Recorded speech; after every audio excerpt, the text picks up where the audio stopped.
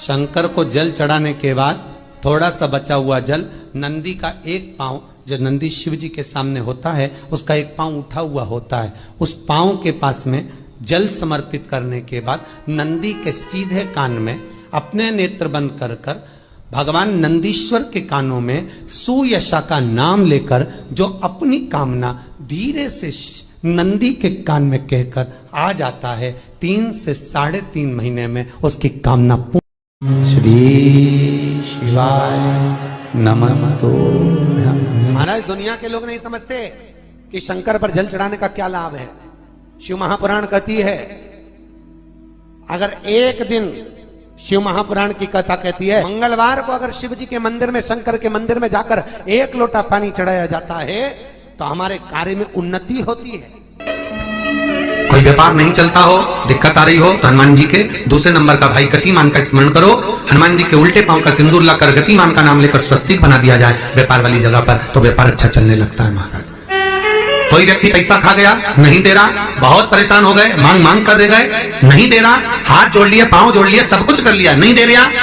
तो हनुमान जी के तीसरे नंबर का भाई रतिमान, रतिमान, गतिमान रतिमान, रतिमान का नाम लीजिए। पीपल के पत्ते पर लाल सिंदूर से जो व्यक्ति पैसा लेकर गया उसका नाम लेकर बहते हुए पानी में अपनी कामना कर रतिमान का नाम लेकर छोड़ दीजिए। 15 दिन में रतिमान ऐसी उतावली मचाता है कि उसको हाथ जोड़कर वो खुद फोन लगाकर बोलता, भैया तेरा मैं पैसा लुटा दूंगा। रतिमान का स्मरण किया जाता है।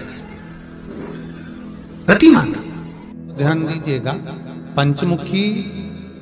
हनुमान का एक स्मरण, पंचमुखी हनुमान का एक भाव। महाराज, जैसे बहुत ज्यादा तकलीफ अगर व्यक्ति को हो गई है, बहुत कष्टमय जीवन चल रहा है, हार गए हर जगह से और तकलीफमय जीवन चल रहा है, तो पंचमुखी हनुमान का एक शिव महापुराण का और स्कंद पुराण का एक बड़ा सुंदर मंत्र है। उस मंत्र को आप सब एक बार हमारे साथ में बोलें। ओम नमो हनुमते रुद्र अवताराय सर्व शत्रु संहारणाय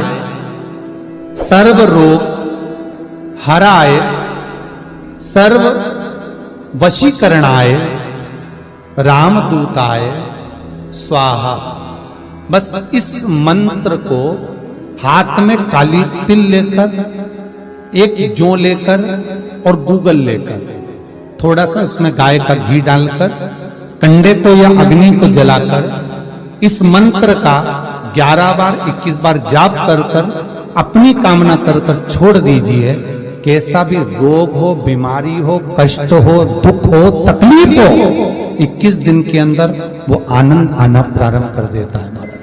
इस मंत्र, स्कंद पुराण का, शिव महापुराण का ये मंत्र मूल पंचमुखी हनुमान सुख देंगे। और एक और चीज याद रखिए हमारा, यदि कोई काम के लिए जा रहे हो,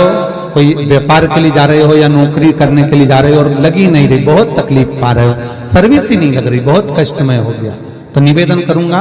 5 पीपल के पत्ते पर बेसन के 5 लड्डू घर में बने हुए, गाय के घी के 5 लड्डू रख लो। उस लड्डू के बीचों बीच एक आटे का दिया और उसमें तिल्ली का तेल डालकर इसी मंत्र का प्रयोग कर कर पंचमुखी हनुमान का किसी भी हनुमान के मंदिर में जाकर, दक्षिण मुखी हनुमान के मंदिर में जाकर उसको रख कर आ जाइए। इसके बाद आप उस काम के लिए जाइए, आपका काम सफल हो जाएगा। आपको किसी को नहीं करना पड़ेगा, तो हाथ जोड़ना नहीं पड़ेगा, किसी के पांव नहीं पड़ना पड़ेंगे, तुरंत काम होगा। बस इस मंत्र का स्मरण कर कर पंचमुखी हनुमान का भूतेश्वर जो मंत्र है वो सुख देने वाला। विवाह शादी में देरी हो रही हो, या कोई नया कार्य चालू कर रहे हो उसमें देरी हो रही हो, या कोई सर्विस के लिए, नौकरी के लिए जा रहे हो और वो कार्य नहीं हो रहा हो, तो एक धतूरा, केवल एक धतूरा, उस धतूरे को फोड़कर उसके अंदर का फल निकालकर उस फल को शिवलिंग पर चढ़ाकर 1 लोटा जल शंकर भगवान को समर्पित कर कर। दिन होना चाहिए मंगलवार। कौन सा दिन होना चाहिए? जम के बोलो जरा, मंगलवार। समर्पित करो। उसके बाद में आप विवाह के लिए अगर समर्पित करे हैं तो विवाह में देरी नहीं होगी। व्यवसाय और व्यापार के लिए या नौकरी के लिए समर्पित करे हैं तो उसमें देरी नहीं होगी। जितने आस्था चैनल पर कथा सुन रहे हो, जितने फेसबुक और यूट्यूब पर सुन रहे हो, बहुत सावधानी से सुनना, बहुत ध्यान दीजिएगा। महाराज एक कथा बड़ी सुंदर है कि आप चाहते हैं कि कोई रोग हमको ना घेरे, आप चाहते हैं कि कोई रोग हमको ना घेरे, और आपको लग रहा है कि कोई रोग ऐसा है जो घेर रहा है, या कोई शरीर में ऐसा रोग उत्पन्न होने वाला है, या कोई बीमारी ऐसी उत्पन्न होने वाली, तो उसके लिए सबसे सुंदर तरीका कि शंकर जी पर अलोनी जो गोबरी होती है, गोबरी जानते हो, कंडा, अलोना कंडा, अलोनी गोबरी, मतलब गाय ने गोबर करा और वो सूख गया, उसको थापा नहीं गया, हाथ से कंडा नहीं बनाया गया, गोबरी नहीं बनाई गई, केवल गाय ने गोबर करा, वो सूख गया, और वो सूखा हुआ जो गोबर है उसको जलाकर जो भस्म तैयार करी है, उसको जलाकर जो हमने राख तैयार करी है, भस्म बनाई है, उस भस्म को जो तैयार करा गया है, वो भस्म शिव को जो हमने समर्पित करा, उस भस्म को सफेद वस्त्र में लिया और बाबा पर समर्पित करी। उसी भस्म को हम उठा कर लिया। और यदि आप भस्म नहीं चढ़ा सकते तो कभी विश्वनाथ जाएं तो वहां से भस्म लिया है, कभी उज्जैनी जाएं तो वहां से भस्म लिया है। उस भस्म को हम यदि अपने नाभि से वक्ष स्थल के मध्य में त्रिपुंड लगा लेते हैं, जीवन में अगर आप मात्र 1 महीने में एक बार भी त्रिपुंड अपने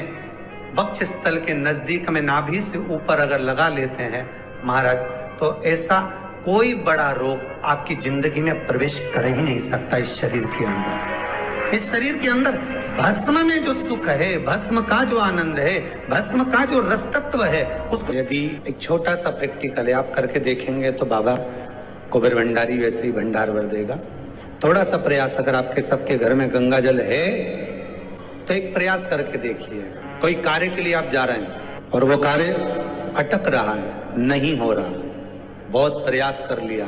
बहुत दिन से लगे हुए कि ये काम होना ही चाहिए, ये काम बहुत जरूरी और होना ही चाहिए, नहीं हो रहा,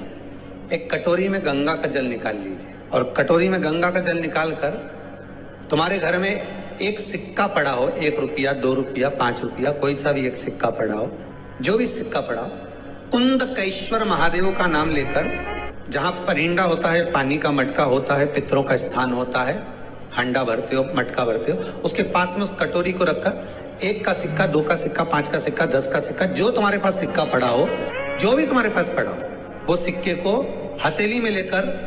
कुंदकेश्वर महादेव का नाम लेकर उस कटोरी में डाल दीजिए, और उस जल को नैनों से लगाकर आप काम के लिए निकल जाइए। वो काम आपका सफल होकर ही रहेगा, छूट नहीं सकता। गंगा के जल में वो बल होता है, और आप जो सिक्का डाल रहे हो वो ये समझ कर डालें कि कुंदकेश्वर महादेव को मैं गंगा में स्नान करने के लिए, हमारे यहाँ पहले हमने भी देखा, आपने भी देखा होगा, किसी जब बारिश नहीं होती है या कोई काम अटक जाता है, जब बारिश, तो क्या करते थे पहले के जमाने में कि मंदिर को पैक कर दे, उसमें पानी भर दे शंकर जी के ऊपर, आपने कई जगह देखा होगा, उसमें शिव जी को डुबा, तो किसके लिए डुबाते थे? कुंदकेश्वर महादेव के। ये नियम है कुंदकेश्वर महादेव का। ये कुंदकेश्वर महादेव को उस कटोरी में, उस बाटकी में सिक्के को, और फिर जब आपका काम हो जाए, आप जिससे मिलने गए हो, जिससे काम की बात करने गए और काम हो गया, तो वो जल ले जाकर सिक्के के साथ, सिक्का तो डालो मंदिर में, कहीं दान पेटी आदि में, और वो जल भगवान कुंदकेश्वर के नाम से शिव जी को समर्पित कर दो। बाबा से विनती करो, बहुत बहुत साधुवाद है बाबा, आपने मेरी लाज रख ली, तेरी कृपा बनी रहे, बस ये सुख मिलता है, उसको धन्यवाद दो बाबा को। बार बार हम तो रोज कहते, रोज प्रतिदिन उठो और उठते सी धन्यवाद दे दो, धन्यवाद, उठते सी कहो। शिव को प्रिय है पुष्प में आंक का पुष्प, जो आंकड़े का पुष्प होता है, शंकर को बड़ा प्रिय है। और दूसरे नंबर पर शंकर को प्रिय है शमी का पुष्प, बहुत ध्यान देना महाराज। तीसरे नंबर पर शंकर को प्रिय है महाराज सरसों का पुष्प। सरसों होती है ना, जो राई अपन बोते हैं, सरसों बोते हैं, उसमें पीले कलर का जो पुष्प लगता है। हमारा तो निवेदन रहता है जब तक सरसों आए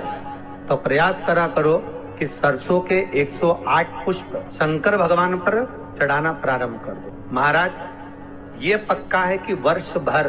कोई बड़ी बीमारी आपको घेर नहीं सकती अगर सरसों के फूल शिव को चढ़ रहे हैं तो। और प्रयास करना कि सरसों का जो पुष्प होता है, सरसों का जो फूल होता है महाराज, अगर कोई व्यक्ति को किडनी या लीवर से जुड़ी हुई कोई तकलीफ होती है या किसी व्यक्ति का एक्सीडेंट हो गया होता है और उसका कोई अंग रह गया हो, कोई शरीर का कोई भाग रह गया और वो काम नहीं कर रहा हो, जैसे किसी के पांव रह जाते हैं एक्सीडेंट के बाद, किसी का हाथ रह जाता है या कोई अंग काम नहीं कर रहा हो, वहां ब्लड पहुंच नहीं रहा हो, वो जगह एकदम सुन्न हो गई हो, खाली पड़ गई हो, तो उसके लिए शिव महापुराण की कथा कहती है कि सरसों के पुष्प 11 शंकर जी के राइट भाग में, जहां शिव जी के गण दरवाजे के द्वारपाल मणिभद्र जिस जगह पर निवास करते हैं, कौन निवास करते हैं? मणिभद्र। शंकर जी के दरवाजे के द्वारपाल हैं मणिभद्र जी, तो मणिभद्र दरवाजे के द्वारपाल में राइट भाग में मणिभद्र जी विराजते हैं। मतलब राइट भाग कौन सा हुआ? जब आप मंदिर से बाहर निकलेंगे तो राइट भाग, मंदिर में प्रवेश करेंगे जब राइट नहीं होना चाहिए, आप मंदिर से जब जाएं तो राइट भाग, मतलब आप मंदिर से राइट से जाएंगे तो शंकर जी का भी राइट हो जाएगा, क्योंकि शिव जी ऐसे बैठे हैं तो शंकर जी का भी राइट हो गया, देवता उनका भी राइट हो गया, तो राइट भाग सीधा हाथ मणिभद्र जी का स्थान। 11 सरसों के पुष्प मणिभद्र के उस द्वार पर आप रख दीजिए और मणिभद्र के द्वार पर रखकर अंदर जाकर 108